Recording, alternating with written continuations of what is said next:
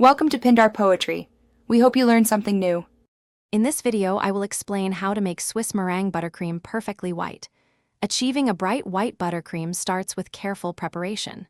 First, ensure all your bowls and whisks are impeccably clean and grease-free.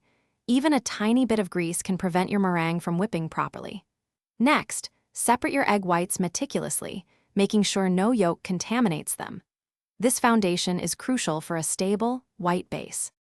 Temperature control is key for a smooth, white buttercream. After whipping your meringue, let it cool completely to room temperature. This step is vital before you introduce the butter. For the butter itself, choose a high-quality, unsalted brand that naturally has a paler hue. Ensure your butter is at a cool room temperature, ideally around 68 degrees Fahrenheit, for optimal emulsification and a creamy texture. To truly achieve a brilliant white, a few tricks can help. A very small drop of purple food coloring can counteract any yellow undertones in the butter, making the buttercream appear whiter. Don't overdo it, or it will turn gray. Additionally, whipping the buttercream for an extended period, sometimes up to 10 minutes, incorporates more air, which lightens its color and creates a fluffy texture. A stand mixer with a whisk attachment is ideal for this.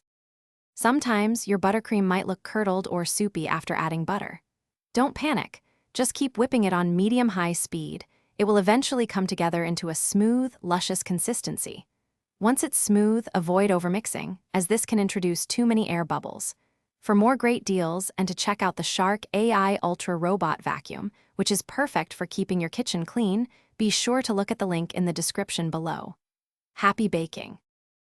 Thanks for watching. Consider subscribing if we helped you.